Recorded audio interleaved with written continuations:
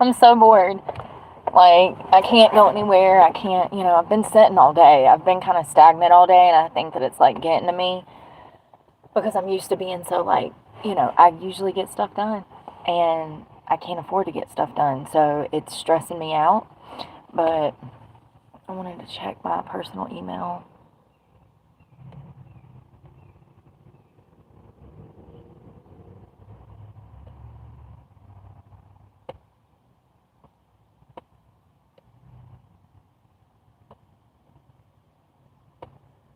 First of all, I went into the gas station and got gas from this lady, and she was so nice. She was literally, that was the nicest experience that I've ever had in a gas station. Seriously, she was just like, she's like, "Hey, pretty, how you doing?"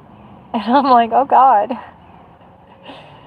And then she's like, "You have a blessed day." I'm like, "God, I wish service was like this all the time. Why can't we get that all the time?" I don't need you to call me beautiful, but, like, just the positive vibe is different. I passed this truck when I was on my way to get gas, and it said it was some wireless internet company, and I'm like, I wonder. So I'm looking to see how much it is. I mean, I can't afford it right now, but, like, maybe in, like, 6 months to a year.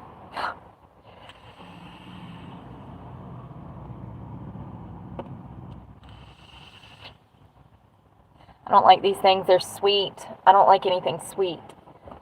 I said, "Does it taste like tobacco?" He said, "Yeah." I've had it for like 6 months. It tastes like sugar. Like brown sugar mixed with tobacco.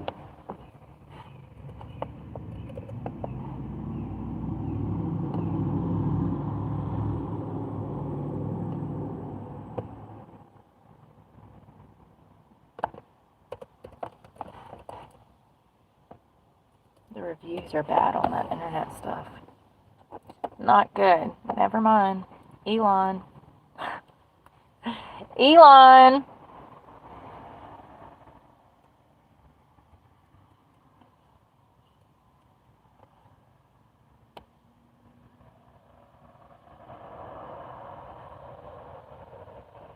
Something else that I was thinking about is how expensive it is just to go find a bathroom. You have to burn through $5-6 of gas just to go find a bathroom, I never even took that into account when I was burning through them 40-50 grand looking for work. I guess because I was always out on my feet, and I am, that I just use the bathroom in different, like, restaurants and stuff. But at night, you have to drive somewhere to go find a bathroom.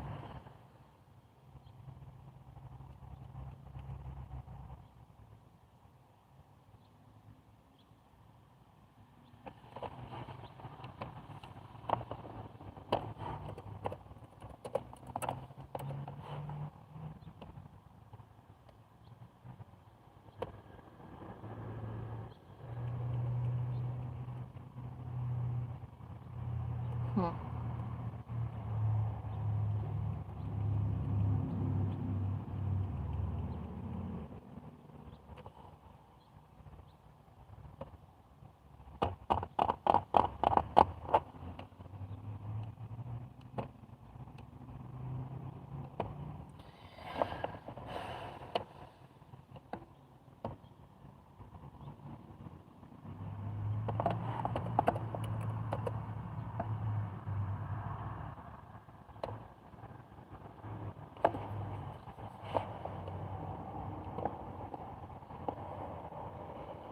You know what's sad is that I went into 2 different mental health services, like, last year and the year before last, to try to get diagnosed with, like, PMDD and stuff.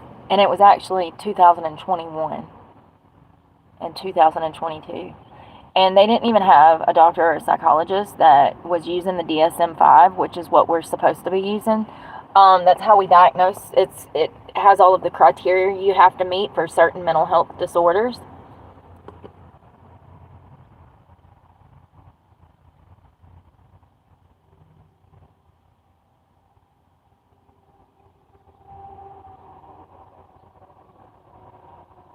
They didn't even have people in there.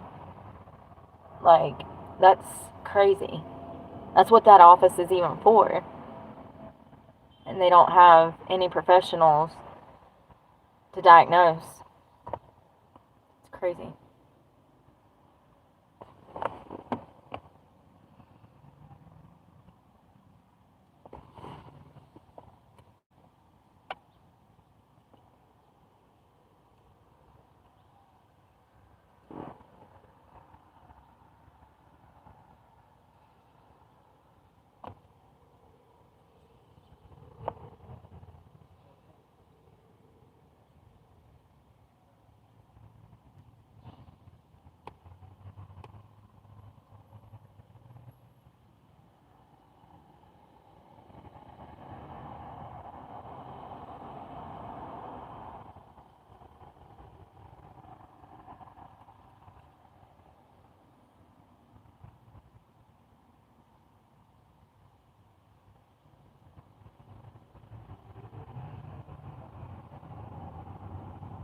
I'm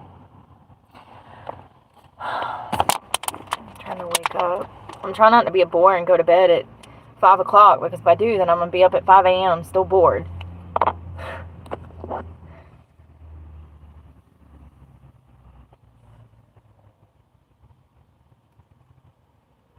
So I was reading the criteria for premenstrual dysphoric disorder, and you have to meet, this is out of the DSM, which is the Diagnostic Manual for Criteria, essentially, for all mental health disorders. It's what the left has been trying to destroy for 4 years. All of our scientific research that we've collected over hundreds of years, 250 years almost, is compiled into one book, and we use that book to match criteria to mental health patients and mental health patients to certain disorders. And the left has been trying to destroy this research in an attempt to push gender-affirming care for children. It's absolutely preposterous, but this is what Jordan Peterson has been fighting for, is to keep the DSM and all of our scientific research intact and to keep things rational. So Table 1 diagnostic criteria for premenstrual dysphoric disorder, which is PMDD, which I've been diagnosed with, the timing of the symptoms. So when you would be most affected by this mental disorder is going to be in the majority of menstrual cycles. At least 5 symptoms must be present in the final week before the onset of menses. So it's going to be the week prior to your period, before the onset of your period. These symptoms will start to improve a few days after the start of your period and become minimal or absent in the week post-period. But if you're anything like me, you'll start having ovulation symptoms, so you don't really get a break.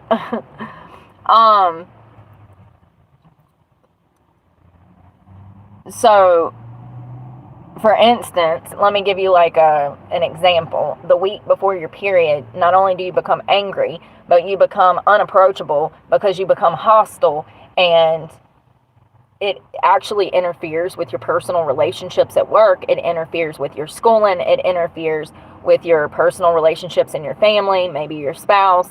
And one or more of the following symptoms must be present: marked affective liability, mood swings, feelings of sudden sadness or tearful. And this is not just, oh my God, I'm so down in life. This is borderline suicidal, homicidal thoughts and feelings. Like, this is outside the box. This is, you're crazy and you don't even realize it for a minute. Increased sensitivity, that can be to rejection, that can be to maybe like a fight or a verbal dispute or something, and you are just ultimately heartbroken by, you're heartbroken over it. Marked irritability or anger or increased interpersonal conflicts, as I was saying. This is like you literally quit your damn job on the spot. This is not, oh my God, me and my boss had a discrepancy over pay and I yelled at her. No, this is, I quit my damn job on the spot and walked off the job. I think this criteria needs to be more specific as to how severe these symptoms are. Depressed mood, feelings of hopelessness, or self-depreciating thoughts. This is borderline. What I go through is body dysmorphia every month. I go through about 4 or 5 days. I look completely different in the mirror than I typically do. Now, that could be from the swelling, from the onset of the menses or whatever, but like, I physically look different, and I feel about 150 pounds bigger. Like, I don't know how to put it into words, but I guess that's good enough. Anxiety, tension, and feelings of being keyed up or on edge. This is high anxiety, to where you're not even living your life at a normal pace or rate, and you're not even living your daily schedule because you're borderline manic. The anxiety is so bad you can't function. You're tense. And y'all have seen me on camera like that before, so, you know. But is that the PMDD, or is that my financial situation? I don't know. I think it's a mix of both, honestly. I think that my financial situation definitely makes things worse. One or more of the following symptoms must additionally be present to reach a total of 5 symptoms when combined with symptoms from criteria above. Decreased interest in unusual activities, and this was one of the main things that got me diagnosed, was because typically I'm an outgoing physical person. Y'all know I wake up early, I go train, I work my ass off in the gym, and around this time it's physically impossible for me to even stand up certain days because I'm in so much pain. But also I feel heavy, and mentally there's like a fog over my brain, my eyes, my body. But also through my health app and my period app on the iPhone, that's helped me get diagnosed with PMDD, because the health app showed my schedule of working out, and like clockwork with my period app, my doctor was able to match up inconsistencies in my mood and behavior through my health and the period app. So they could see that I was not working out during that time. Difficulty in concentration, that's a huge one. Lethargy, easy, fatigable. I didn't even know that was a word. Fatigability. Lethargy. And I tell y'all all the time, this past week, I've been like, I'm lethargic. Lack of energy. Marked change in appetite. Overeating or specific food cravings. That has been me. I've been hungry at night. Insomnia or hypersomnia. Sense of being overwhelmed or out of control. Physical symptoms such as breast tenderness or swollen joint pain, that sensation of bloating or weight gain. I meet literally every single criteria. And when I say every single one, I mean significantly. Imagine that times 10. It's so crazy. But listen to this. The symptoms are associated with clinically significant distress or interference with work, school, usual activities, social activities, or relationships with others. So it's saying that the symptoms are so bad that it's clinically significant, and this person is in distress, and it can interfere with work, school, and social activities. Once again, this is, you don't get up out of bed and take your kids to school. They just all stay home that day. This is, I walk off the job. This is, I quit school at the start of the semester. These are how it would interfere with your life, and that's PMDD, and that's the difference between PMS and PMDD. PMDD is actually going to interfere with your life in a significant way every single month. And you might go to work one month with a job, and the next month you might not have one. It's crazy. I just don't know why there's not more research behind this, because this is a severe mental health disorder, in my opinion. So it says, consider other psychiatric disorders. The disturbance is not merely an exacerbation of the symptoms of another disorder, such as major depressive. So it is. So it's not merely an exacerbation of the symptoms of another. symptoms of another disorder, such as major depressive disorder, panic disorder, persistent depressive disorder, or a personality disorder, although it may concur with one of these disorders. So does that mean that you can have it without having one of those disorders, y'all? What does that big-ass word mean? Excrabation. Sounds like something illegal.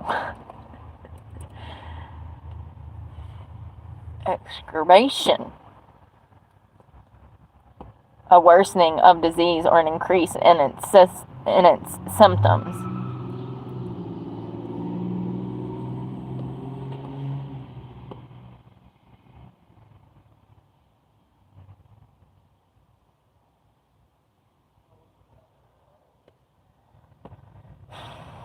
You're not helping, Holmes. I need you to help me better.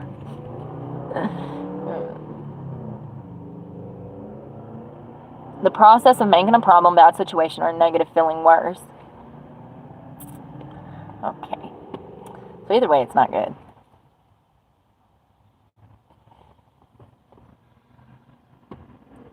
What is premenstrual syndrome?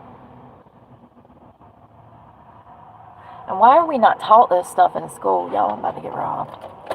These damn dope kids walking around everywhere. I ain't got nothing to steal, bitch. I just put it all in the gas tank. You're gonna be damn robbing me for nothing. Taking my life for nothing. That is dead. This is an official website of the United States government. Oh, God.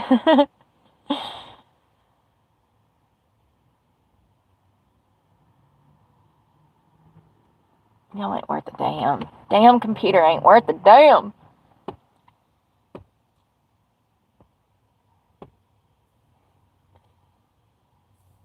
If your premenstrual symptoms are so intense that it greatly affects your daily life at home or work, or your relationships, you might have a more severe form of PMS called premenstrual dysphoric disorder. PMDD affects about 2% of those who menstruate. PMDD symptoms are more intense, especially in terms of mood, anger, and anxiety. PMDD is a long-term and serious condition that needs medical attention. Most people who menstruate have at least one sign of PMS every month, which is crazy because every friend that I know that's a girl, they say they don't never have any symptoms. Must be nice. Few people get breast swelling, tenderness, cramps, backache, headache, gastrointestinal issues, constipation, diarrhea, bloating, gas, irritability, mood swings, depression, fatigue, too much or too little sleep. Every single one of these fucking have changes in appetites and cravings, issues with memory and concentration, loss of interest in sex, muscle aches, joint pains, swollen hands and feet, acne, and weight gain. Lovely. Don't we just love that? Yay! To be a woman. And men can, in fact, not get their periods. Just fun fact, in case I need to say it for anybody in the back. Sorry. Y'all, and mine wasn't this bad when I was like 20. You don't even I guess that it gets worse with age. Some conditions affect PMS. They can be brought on by or get worse if you smoke, are under a lot of stress, don't exercise, don't sleep enough, drink too much alcohol, or eat too much salt, red meat, or sugar, and are already depressed.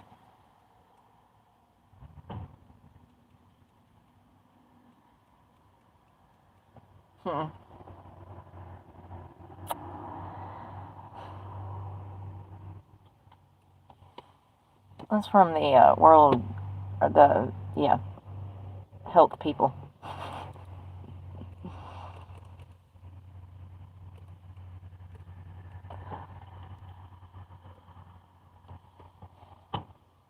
Oh God, Harvard. I don't know if I trust this. Y'all, tell me why I was reading more about that TED guy, and freaking apparently those tests they were doing on him at Harvard were highly legal, like they would be now. Like, whoever that professor would be in jail for what he did to Ted back in the day. And I can't remember what it was called, but it was like some MK Ultra stuff.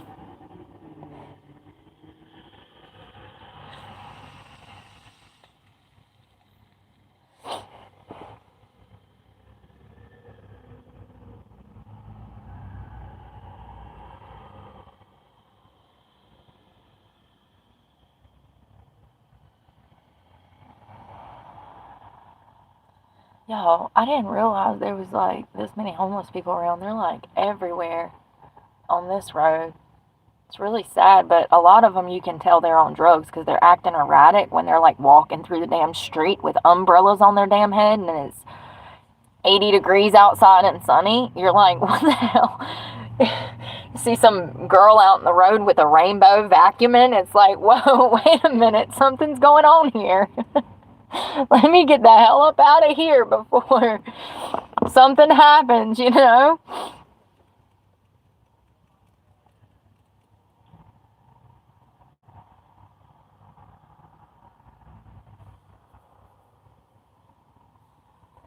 Oh, y'all got me thinking that premenstrual syndrome was like a whole different thing. It's PMS, bro. I'm so stupid. It's just PMS, Brooke. Premenstrual syndrome. Why they make stuff so fancy? Like it's like a whole nother thing. Just put PMS. You proper. Proper.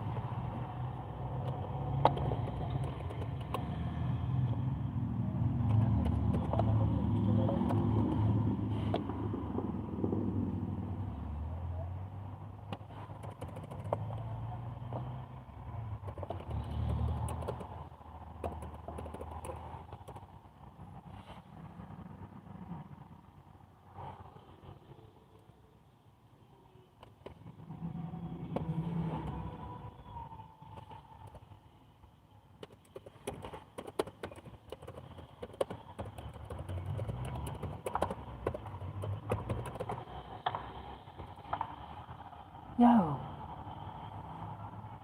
That was a car tire, Brooke. Sounded like gunshots.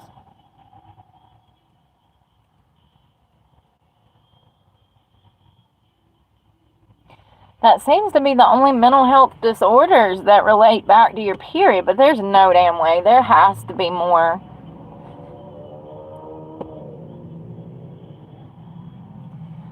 No, it looks like PMDD is the only mental health disorder other than PMS, which is, 80% of women feel that they have at least one of the criteria of PMS every month. So that's so crazy. You would think that there would be more mental health disorders dealing with women's periods, but they probably haven't done research. It says only 2% of women even have that, and I highly doubt that, because some of y'all I be seeing out here, and you're either crazy or you're going through it, you know? When you out here smashing your boyfriend's windows out, I'm like...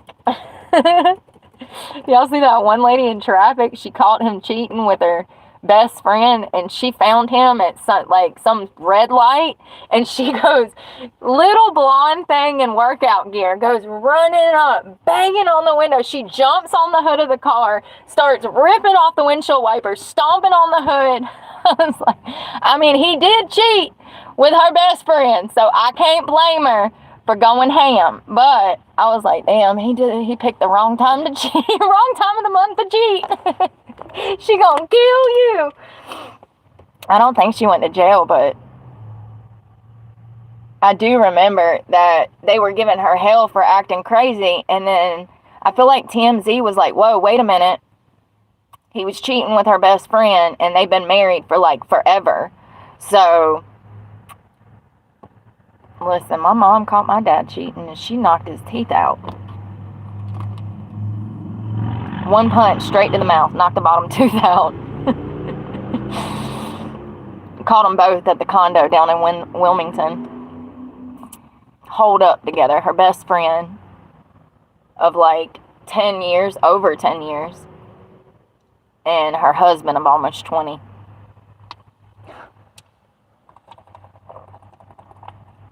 Y'all, Mama went crazy that day. She went and grabbed a checkbook, went and picked up her mama, my grandma, took her to the furniture store, and started writing bad checks. She wiped him the hell out. They had to file for bankruptcy. They lost their home. It was bad, y'all. It was bad. We had to move back to the damn trailer. It was bad. Yeah, things was a little different back then. I remember she come and got me out of my foster home and took me shopping for new bedroom decor. Oh, I remember going to Pier 1 Imports, which was expensive as shit. She loved that place.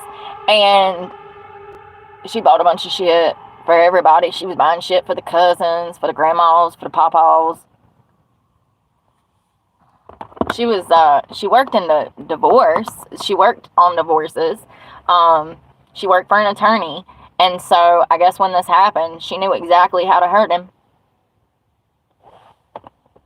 She wiped them accounts out. Everything was in the negative. All of them. And like I said, they had to file for bankruptcy. So, crazy. So I cannot blame that girl for showing her ass, because I've seen it firsthand how crazy being betrayed like that can make somebody go, especially if you've been married for 20, 30, 40, 50 years and you find out your husband's been messing with your daughter. Oh, honey. I get it. I get it. You know, like that man that let that guy babysit and he caught the babysitter and then he beat the hell out of him. Yeah, I get it. But yeah, it was some guy. I don't know. He let him babysit him. The mugshot. I just remember the mugshot. The guy's face was all...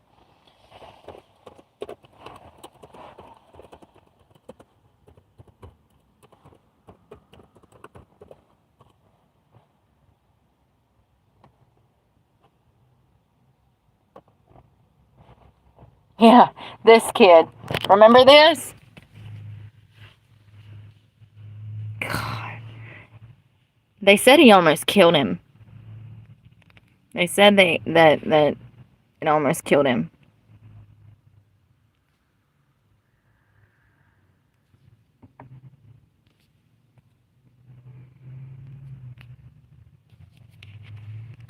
Hey, Kevin.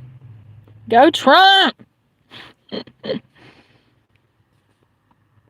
Sorry, y'all. I'll be forgetting.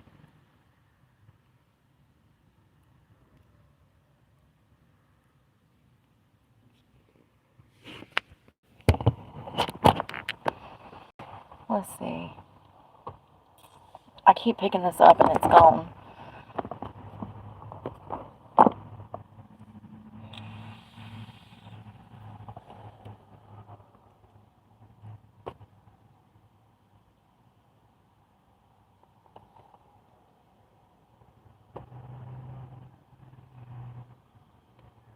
I can't find... Why is there pictures of him, but you can't find a damn article? That don't make no damn sense. Raymond. I don't remember the story. I feel like the dad let him babysit, or somebody let him babysit, and he came home and caught this boy messing with his son, and he almost killed him.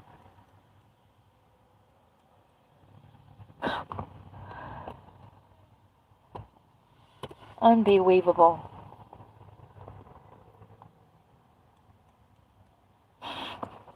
Y'all, literally got the dude's whole name in there, and it's not pulling it up. What is going on with the damn media nowadays? Like, I shouldn't need this.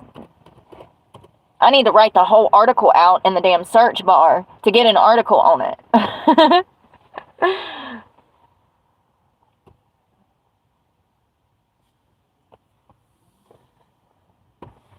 Let me delete.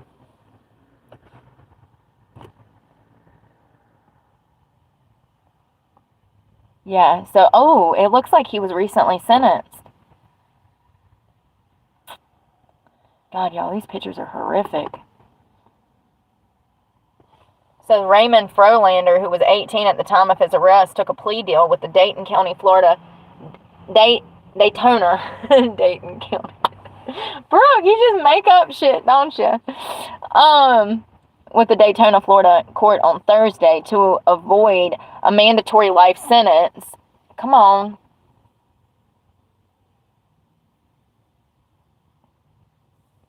I don't know why my hair looks this bad. I washed it yesterday and it just ain't act right today. He was sentenced to 25 years after being beat by the child's father. He will serve the next 25 years in prison for molesting a young boy. He's lucky to be alive, honestly, because I don't know if I could have held myself back. I've been in that situation before, and I went to jail. A man who was severely beaten by the father of a young boy he was allegedly molested and will spend the next 25 years behind bars. Raymond Frolander, who was 18 at the time of his arrest, took a plea bargain with the Daytona, Florida. He was in court on Thursday to avoid a mandatory life sentence for sexually abusing a minor. Instead, he pled no contest to a charge of lewd or lascivious molestation of a child. Why are y'all cutting plea deals with child molesters? The story made headlines when pictures surfaced of his face swollen and bruised, the result of a brutal beating he suffered at the hands of the 11-year-old boy's father, who beat him unconscious after catching him in the act.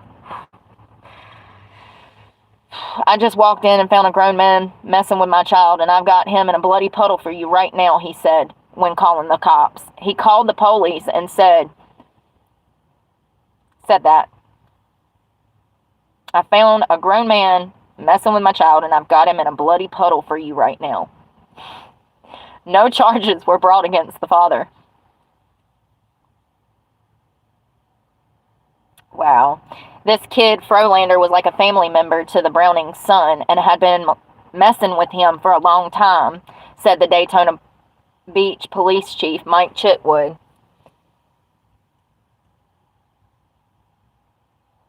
When CNN asked the sheriff if he had a problem with this apparent, vigilante justice, the police chief said, quote, "Not as a police chief and not as a father." Amen, sir. We need more like you. When he's released from prison in 25 years, he'll have to register as a sex offender. He's going to learn in the next 25 years why I let him live, said the father. Woo!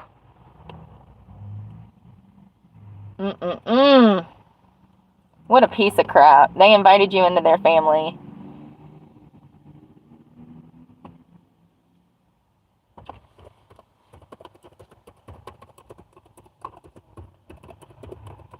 It'd be the ones closest to you, though. What I always tell y'all, it's going to be somebody in the family, a family friend, a friend of the daughter, a damn parent to the damn daughter's friend. You know what I mean? Always. Teacher, camp counselor, social worker.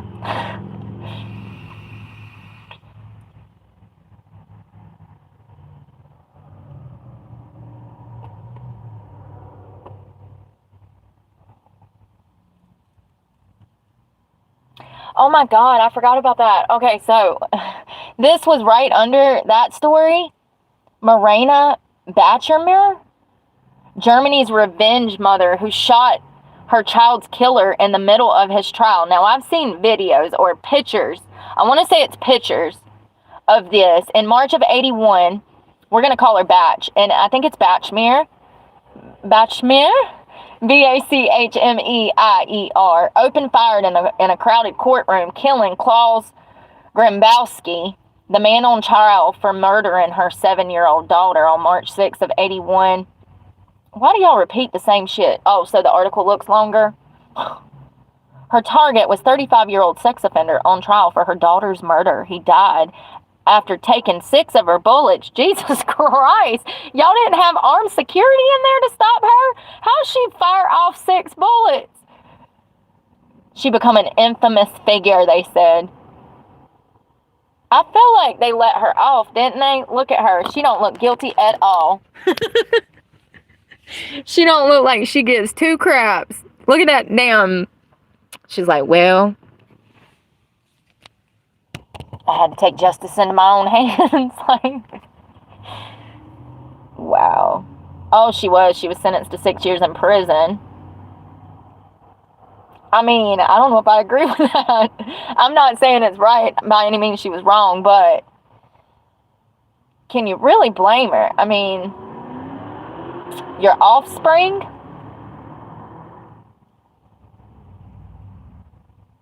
And this happened in Germany. So it's probably Bashmir. She was a struggling single mother who ran a pub in the 1970s, Lumbeck. That was a city in West Germany. She lived with her third child, Anna, and her two older children had been given up for adoption.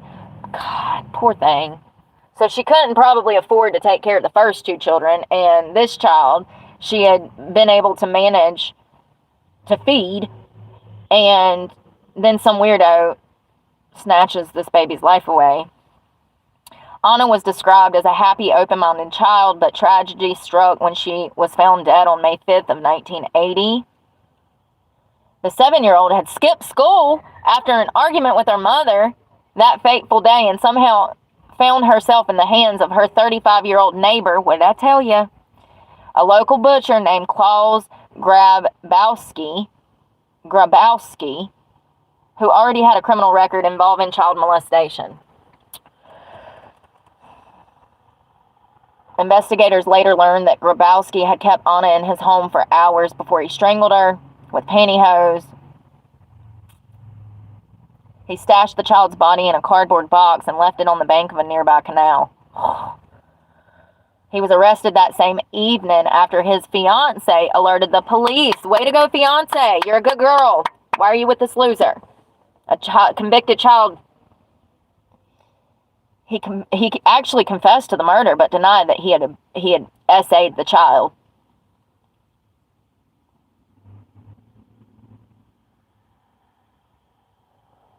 He claimed that he strangled her because she tried to blackmail him. Now, once again, this is a tactic that we see a lot of child molesters use. They like to blame the victim. They like to say that 10-year-old girl, came on to him. And this is very common with child predators. I don't believe a word of it. She's a 7-year-old innocent child. And I know she was skipping school, but what the heck? That's crazy, right? I thought I was a bad child. Girl. Ugh. And that's what he goes on to say. He says Anna tries to seduce him and threaten to tell her mom that he had messed with her if he didn't give her money. I don't believe a word of that. So common to come up with these convoluted stories that are baseless. He looks questionable. Grabowski. I think it's Grabowski. Grabowskis? Close enough, right? Of course it happened in Germany. I don't know, we be having stuff like this happen too. There was somebody else that shot and killed somebody at a trial in America. So I don't remember. I think it was a man. But I could be wrong. And it might have been in an airport. I think it was in an airport, bro. Whoa. Castration. Alright, so I showed you a picture of him, right? No, I didn't. I showed you his damn name. Yeah. So it says his trial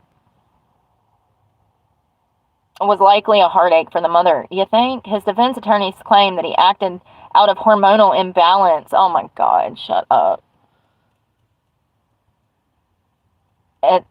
At the time, sex offenders in Germany often underwent castration to prevent re-victimization, although this wasn't the case for Grabowski. I hope I'm saying that right. On the third day of the trial, she grabbed a .22 caliber Beretta pistol from her purse and pulled the trigger 8 times. 6 of the shots hit Grabowski, and he died on the courtroom floor. I'm sorry, I'm laughing because karma be out there sometimes, don't it?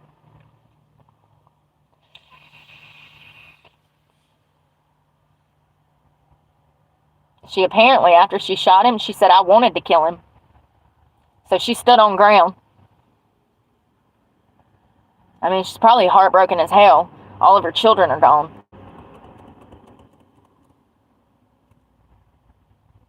He killed my daughter. I wanted to shoot him in the face, but I shot him in the back. I hope he's dead. She said after she shot him, she called him a pig. The mother of the victim soon found herself on trial for murder. During her trial, she testified that she shot him in a dream and saw visions of her daughter in the courtroom. A doctor who examined her said that, doctor who examined her said that she was asked for a handwriting sample, and in response, she wrote, "I did it for you, Anna."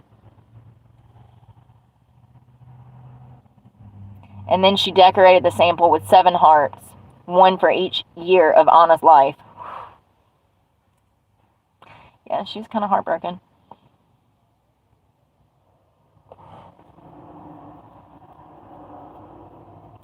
So she later said in a statement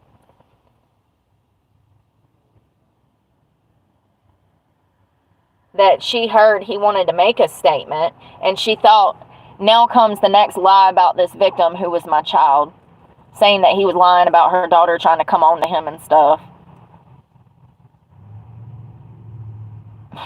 Her trial received international attention for her ruthless act of vigilantism.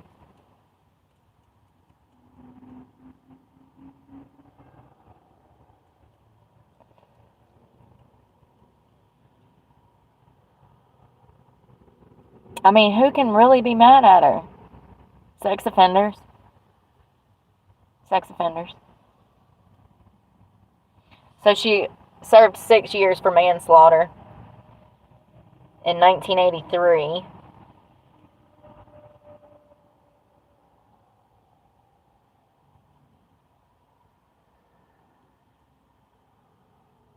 So in June of 85, Morena Bachmia was released from prison after serving only half of her sentence. She moved to Nigeria, where she married and remained until the 90s. After she divorced her husband, she relocated to Sicily, where she stayed until she was diagnosed with pancreatic cancer. Upon she returned to Germany, and she was buried by her daughter. She ended up passing away in 96 at 46. God, that's so young, you guys. And she was buried next to Anna. Oh, how sad. I knew there was a woman that damn shot and killed. Who was the man in the airport now?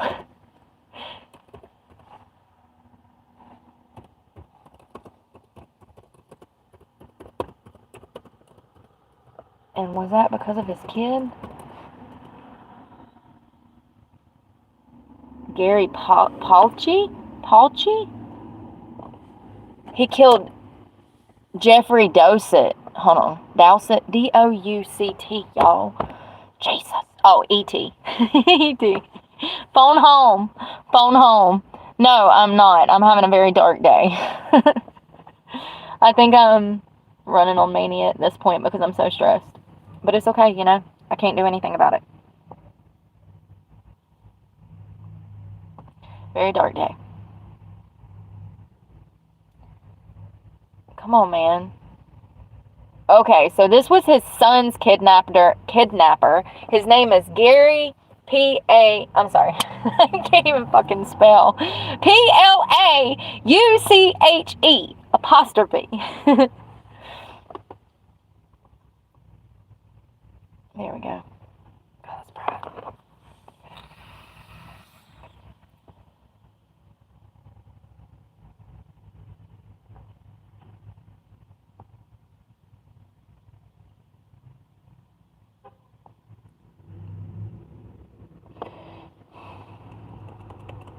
Why does my Wi-Fi suck? I'm trying to stay up.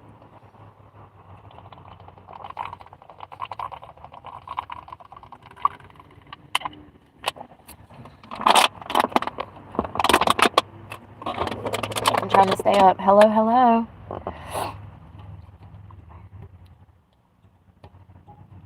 They should have gave her free parking for 6 years. For real. Unlimited gas for a lifetime or something. Like, seriously. So, Gary, we're going to call him Gary. I've already spelled his last name if you want to go figure out who it is. 1984 airport slaying of his son's kidnapper, abuser, now a book. I don't care. I want to know what happened.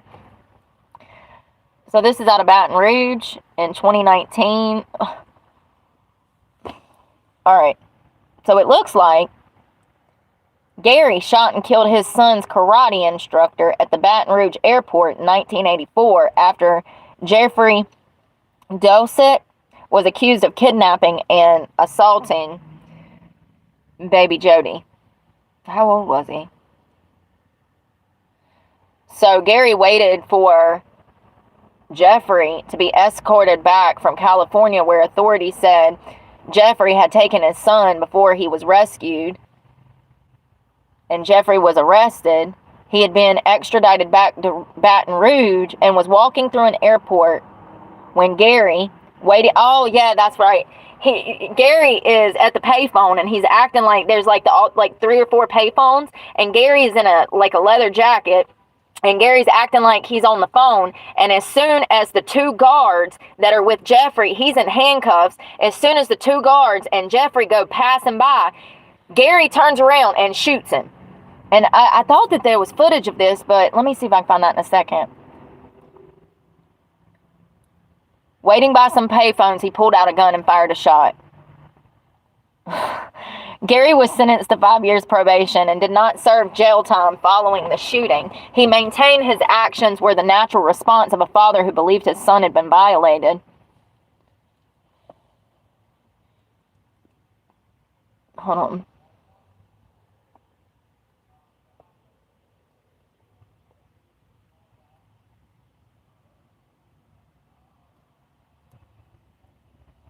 It looks like this boy, this Jody boy who was assaulted by this guy, it looks like he gives live discussions on this case and how it affected his life, which is great. That's great that he's helping victims and other people. And also his father, Gary, is involved. Oh, Gary died almost exactly 5 years ago. Wow. Wow, wow, wow. That's crazy. Let me see if I can find the video. I'm surprised he was even able to get that gun in the airport. That tells you the lack of security that they had back in the 80s if he got a whole firearm into the damn airport. But, I mean, I do remember before 9/11, things were completely different than how they are now. There was no TSA, was there, before 9/11? I don't remember. Gary.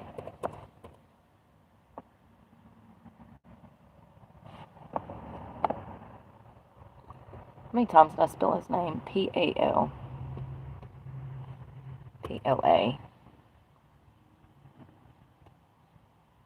And I don't want that. I want this.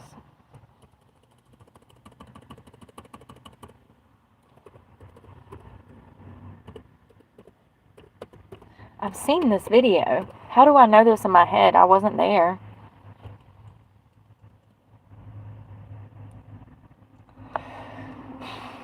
I have seen a video of him in the airport in a leather jacket, y'all. I'm not tripping. How do I know these details? He's on the right. He's on the right at a wall, facing the payphone in a black leather jacket or a dark blue jacket. And then the officers come walking by to the left of him on the right. How do I know these things if there's no damn video? I swear to God, they're just deleting history. Yes, it was on live TV. I thought so. Like, where's the damn video? They're probably wiping it off the internet because it offends people. Trigger warning. This is the father, Gary, and his son, Jody. And as you can see, I mean, they look very close, don't they? Yeah, I'm not tripping. I know it's out there. I don't know where, but it exists. I've seen it. And this ain't even gonna have it in here. Of course not. It's just an article. Let's just delete history.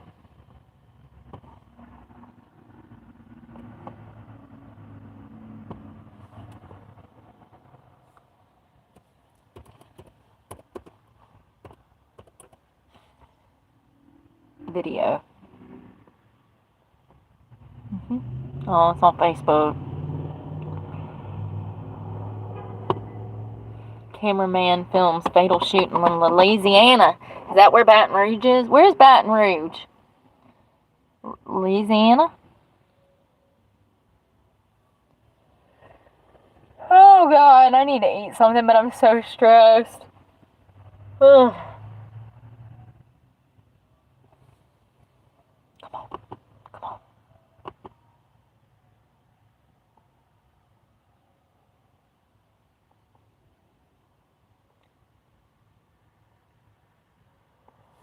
Oh, I think that's the cops.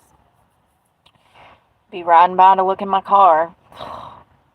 People are so nosy. Let's see. Are you going to play it? Springfield newsletter. Oh, y'all.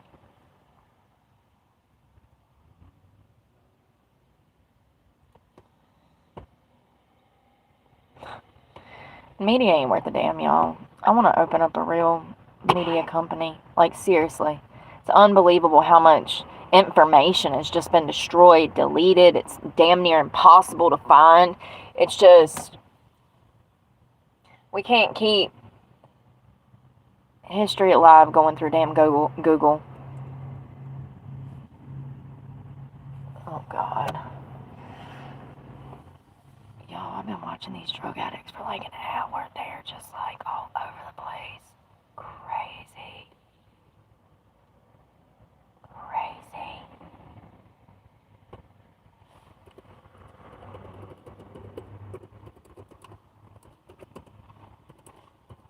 So glad I got clean. Best decision of my life. I mean, it sucks to be poor now, but, you know. It's better than being on drugs.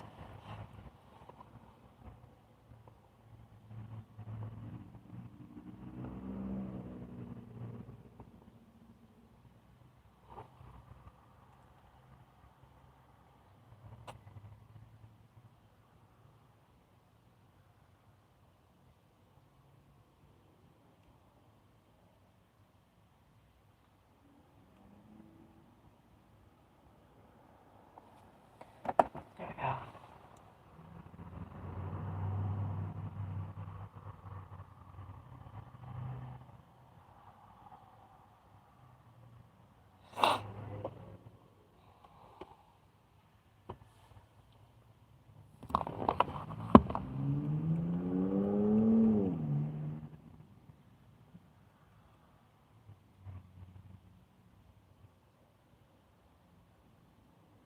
I was looking for a different case of a mother who went after her son's killer in this other killer case. A mother who hunted down 10 of her daughter's killers from a notorious Mexican drug cartel and brought them to justice was hailed as a hero.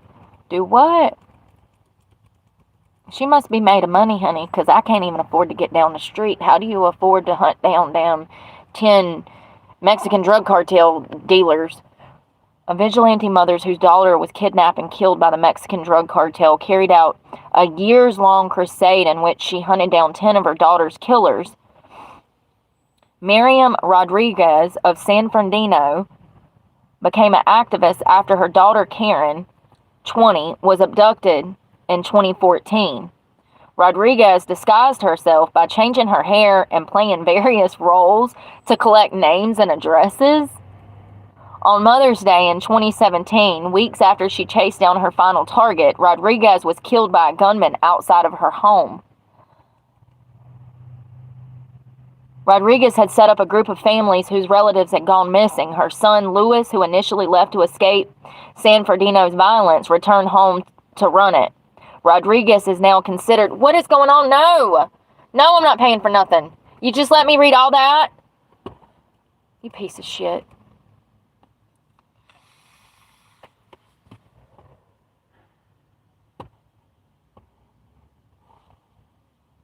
That's going to be the whole internet one day. I just want y'all to know that there's going to come a time where you're going to Google and you won't be able to find nothing unless you're paying for these damn websites. This is not a free country anymore. Here's another one. Let me finish off with this one. Like, seriously, what the frick? Hold on, I got people being nosy. God, I hate people. Mind your business. They just be like, don't wreck trying to be nosy. If you'll knows what's up in your own business.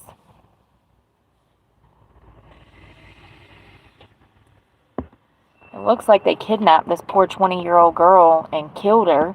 And somehow the mom found out that it was the cartel, and she started getting close to them to collect data and evidence and names and phone numbers and addresses until she was able... I don't know. Did she give the information to the authorities? Did she set them up? I don't know. I don't know. Trying to figure out. Trying. It's so annoying. Look on the Wayback Machine. We're going to need a time machine to find history one day. Seriously. That's how hard it's going to be to find. You're going to have to build a whole damn time machine just to go find bits and pieces of history because they've took all the books out of school and we stopped learning. A vigilante mother stalked down her daughter's killers using fake IDs and disguises. So she tracked down those responsible for the kidnap and murder of her 20-year-old daughter and its remnants of a Hollywood hit film, Taken. Los Zetas, Zetas is the name of the cartel, which is one of the most dangerous in the country. In the 3 years following Karen's death, Miriam captured nearly every living member of the crew that had abducted her daughter for ransom in the area where even the official authorities were too scared to bring justice against the cartel individuals. Her vigilante quest eventually cost her her life. She was murdered in San Bernardino, Mexico, after a gunman broke into her home. Yeah, it was probably retaliation for getting those men locked up. Even in Mexico, police are too frightened to bring the cartel members to justice for fear of retribution. Oh, God.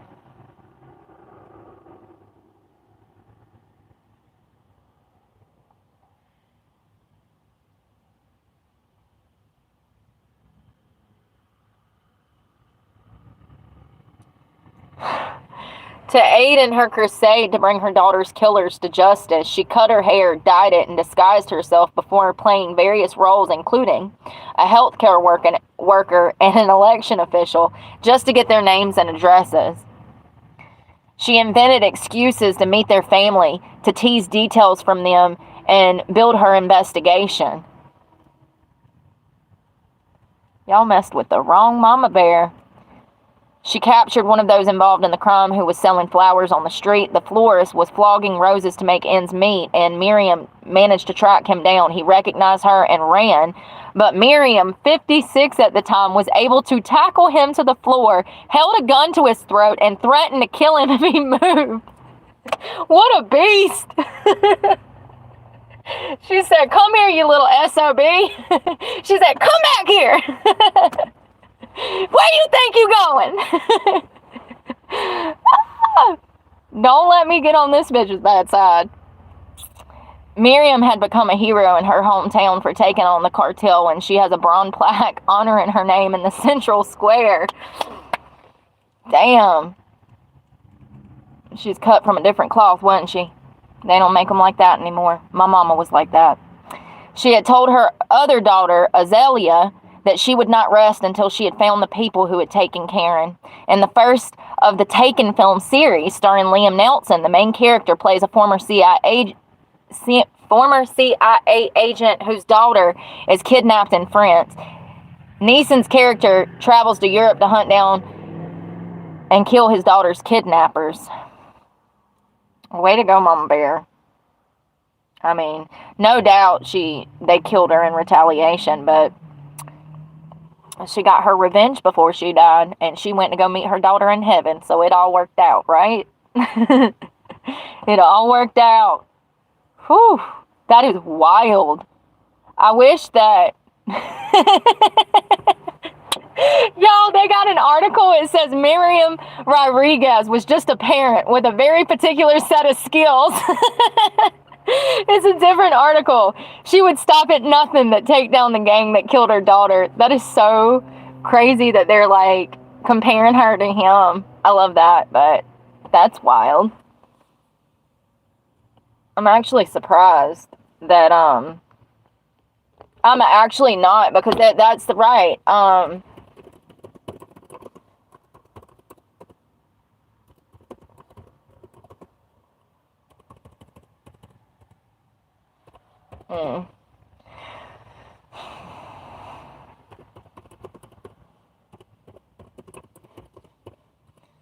There was another case, and I can't remember. It was this. It was in like it's like New Jersey or New York, and this lady like.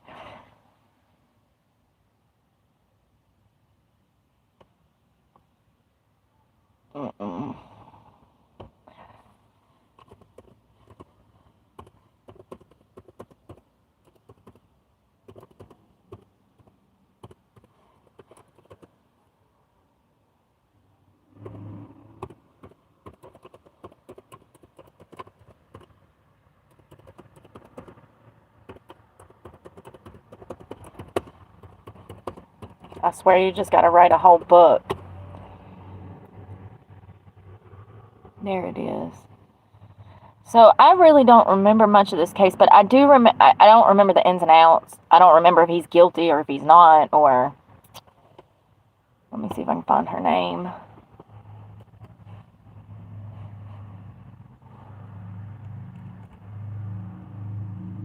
This woman's son was sentenced to prison, and oh, why is it on videos? Where's her name? Let me see if I can find his name.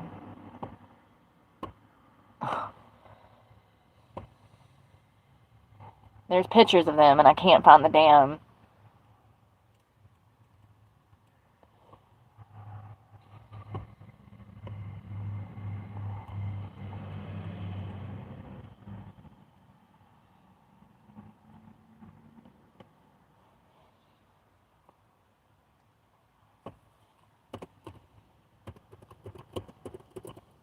She essentially did the same thing, but with his old friends.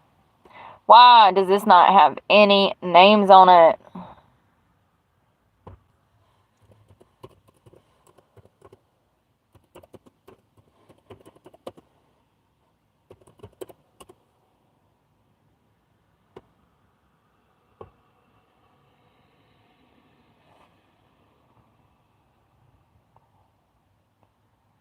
Okay. Her name is Doreen, Giuliano.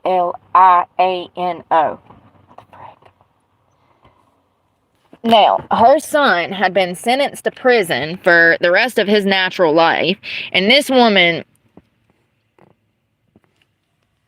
pulled her boobs out and headed to the streets. I wish I were joking. Oh, God. Okay, so when Doreen went on vacation to Florida for a Columbus Day weekend, she got a call from her son on October 12th of 23 asking her to come back immediately. He told her that a boy he had been partying with, does that say October 12th of 23? Yeah. Had been found. He told her that a boy he'd been partying with on the previous night was found dead a few blocks away from their house. And she's been out here trying to prove that her son, John, was wrongfully convicted of the murder of Mark Fisher. Since John's conviction, Doreen has undertaken lengthy measures to free her son from imprisonment.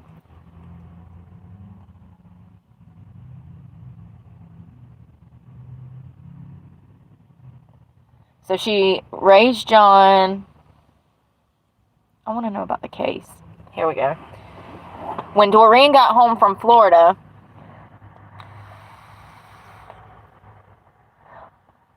yeah, it was October 12th of 23. I thought that this was an older case than that. I think that's a misprint, you guys, because this is an old case. He's been in jail for like 10 years. He's had appeals. That's a misprint. This is what I'm talking about.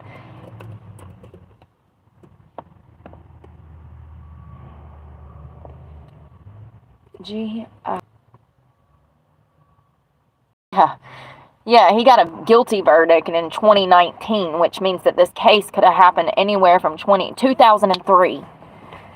I swear to God, I hate the media, y'all. I just hate the media. How do you mess up something like that? This was date back to 2003. Oh, God. So following the arrest,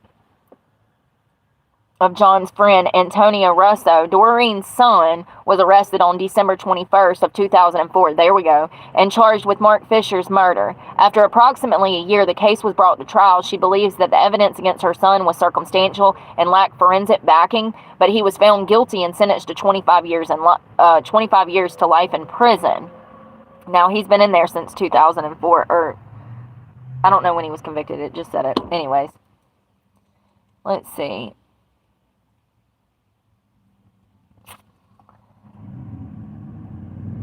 Dissatisfied with the verdict, Doreen decided to take matters into her own hands. She started inspecting each juror that had given John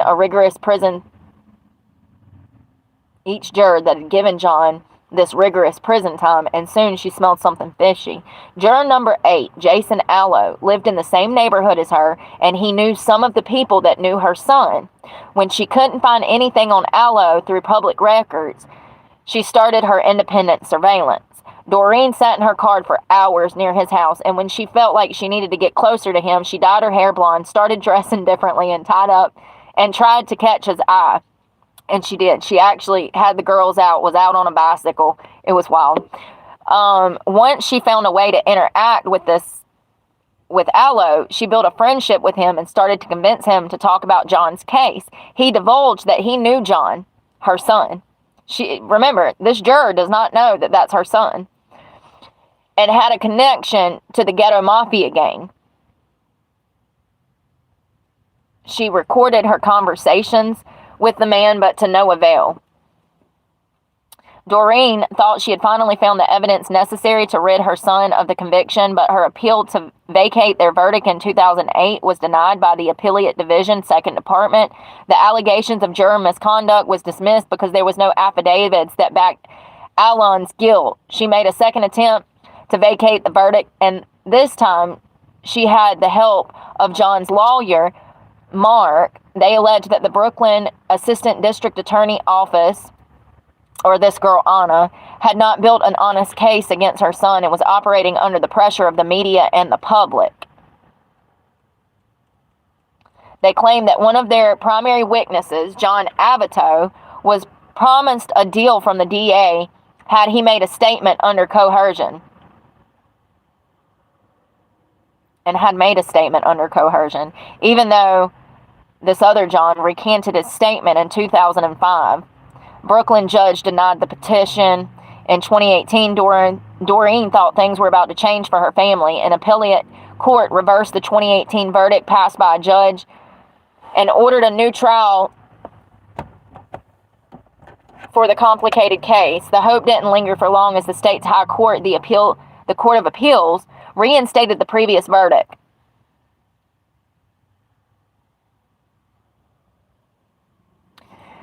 They decided that there was no misstep taken by the case that was strong enough to reduce the probability of John's culpability. However, Doreen was not a woman who would give up so easily.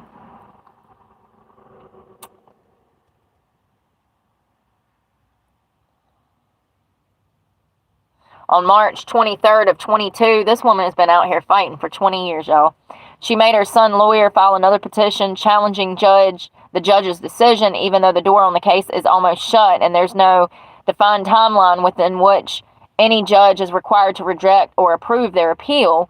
Doreen does not sound like she's ready to accept defeat. Her son will not be eligible for parole for nearly another decade. What evidence did they have on this, though? What evidence did they use to, hold on. Was his fingerprints on a gun? Was his hair left at the scene? Was, eyewitnesses that saw him shoot somebody? John Evidence. Thank you. Oh, here's a state contacts council. Hold on. Whoa.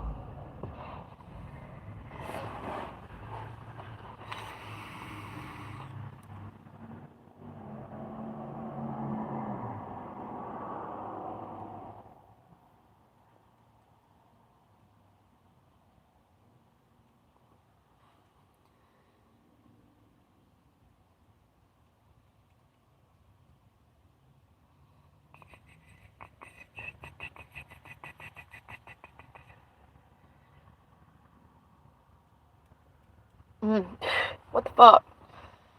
Damn bug.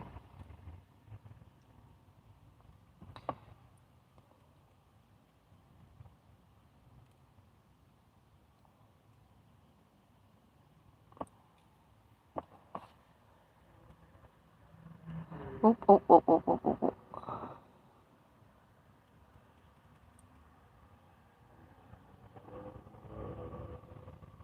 Jesus Christ. Everybody's recanting their damn testimony. 2 more witnesses for the prosecution, including a girlfriend of a different witness, recanted their testimony. In a sworn affidavit, this girl said that she lied on the stand after the police and the prosecution put relentless pressure on her, threatening to make it hard for her and her father, who was in jail at the time. Now it's coming back to me. I remember looking into this like 5 years ago when I was on drugs. I'm looking for evidence. Hold on. I'm also looking because they said that he's been in Rikers Island too, you guys. That is the worst of the worst. That is the worst place to be in the whole United States. Well, maybe like San Quentin. That's another bad one.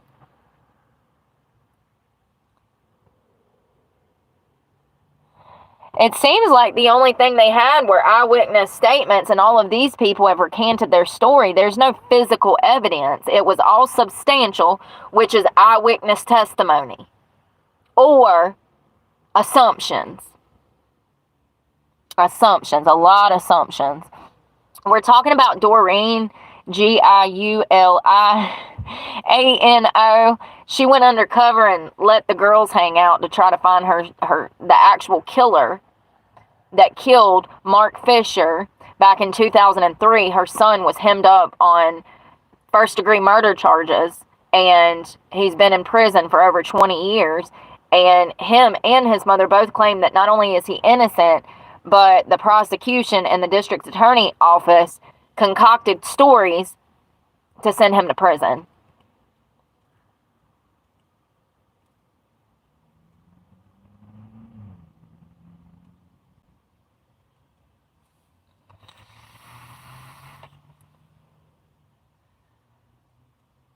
It's just crazy to me that somebody can get on a stand and say that you did something and you go to jail. I just feel like that is not... Y'all know how many people lie in eyewitness testimonies? Quite a bit. A good percentage of witness statements are lies. How many people accidentally identify the wrong person in a crime? 75% of the time they're wrong. But you can get on a stand and say that they're guilty and they go to prison. 75% of eyewitness... Hold on one second. I'm trying to get this study up. This is from the law offices of John D. Rogers. I knew I'd read that before, that like 3 out of 4 eyewitness testimonies are incorrect. It's usually because of the high stress situation.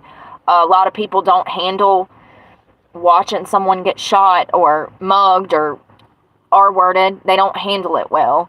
And they misidentify maybe colors of shirts, the type of tires on a car, the whole car itself. And this is actually a huge problem for investigators because they get a lot of misinformed tips, misinformation, and it takes them off of their investigative path that they should be on. Mistaken identification is a serious problem in the criminal justice system. It is estimated that eyewitness misidentification is a factor in up to 75% of wrongful convictions. That's even worse. So there are a number of factors that can contribute to mistaken identification: stress, time, biases, lineups, things that can be done to reduce the risk of mistaken identification. Maybe I need to print this out and send this over to the Eden Sheriff's Department. Better training for law enforcement, use of better technology, expert testimonies. Expert witnesses can testify about the factors that contribute to mistaken identification. A study by the National Registry for Exonerations found that eyewitness misidentification was a factor in 71% of exonerations that have been granted in the United States as of January 1st of 23. A study by the Innocence Project found that eyewitness misidentification is a factor in 69% of the DNA exonerations that have been granted in the United States. A study by the University of California, Irvine, found that eyewitnesses are more likely to identify the wrong person if they are under a lot of stress. A study by the University of New Hampshire found that eyewitnesses are more likely to identify the wrong person if they are given a lineup that contains only one person who looks similar to the suspect. A study by the University of Texas at Austin found that eyewitnesses are more likely to identify the wrong person if they are given a lineup that contains only people who are of the same race as the suspect. Wow. And in John and Doreen's case, let's not forget that these were all people that knew them. That actually adds a whole nother layer to that onion, because now you know, people that know you, they're either going to have your back or not. And if they don't have your back, then they're going to have even more reason to throw you under the bus and make you look guilty.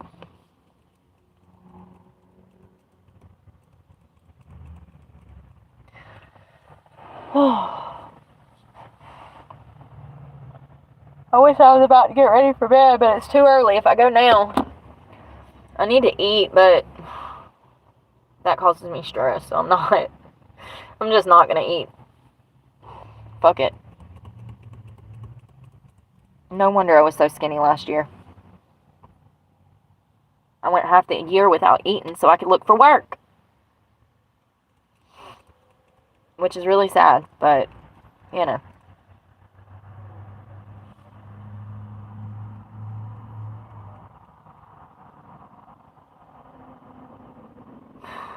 Between 8 to 10% of convicted individuals in U.S. prisons are innocent. Close to 3,000 people have been exonerated in the U.S. since 1989. Proven innocent people have served more than 24,000 years in prison so far, and I'm sure that it's more than that. Out of 100 sentenced to death, 4 are likely innocent, but only 2 get exonerated. 69% of wrongful conviction cases happen due to eyewitness misidentification.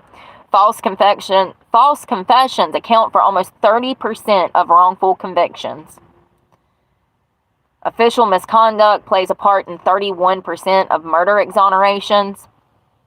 False accusations are present in 70% of wrongful convictions.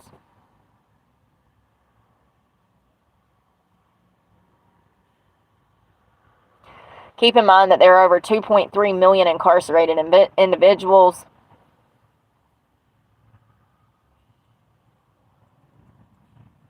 That would mean that there could be approximately 250,000 innocent people in jail. It's heartbreaking.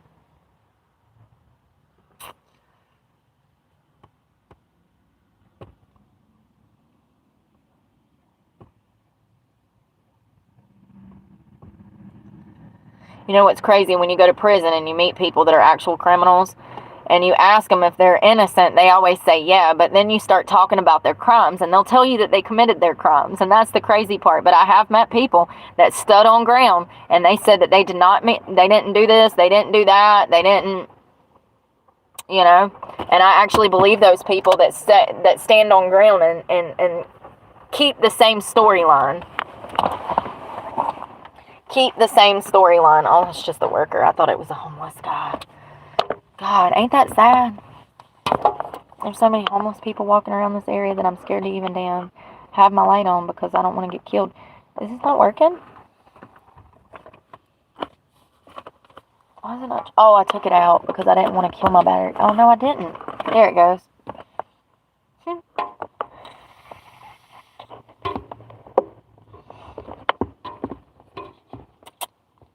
English. We have a jealous bitch in the chat. It's always wonderful, ain't it? I love that. I don't have any peanut butter. I also don't have any cheese. My boxes are empty. I don't have anything.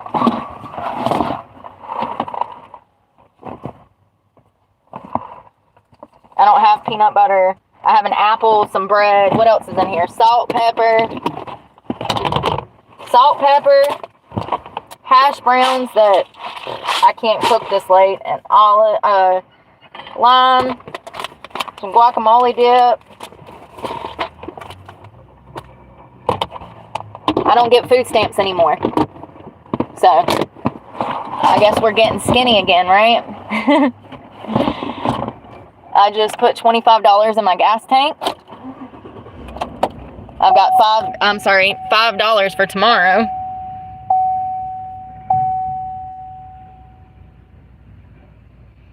That's what $25 got me. So go ahead and times that by 4. Gas is back up to $3.20, $3.16. So, you know. And I actually go through about anywhere from a half to a whole tank of gas a day looking for work. And I haven't been able to do that in 4 or 5 days because I can't afford gas. So, what do you do? And if it wasn't for Troy, I wouldn't have gas right now. The only reason I kept $5 was I've got $3 in quarters that I'm going to match with that $5 so that I can wash my ass in the morning. And I'll probably do it tomorrow afternoon. You know what I mean? So that I'm not like, it's not hot and I'm all sweaty and stuff. Yeah. You just got to do what you can when you can. You know, I'm spending a lot more money in the long run doing $8 a day for a shower. But I'm sorry, I'm a girl, and we don't walk around like that. Y'all men can go be nasty if you want to, but most of us girls, we're pretty. I am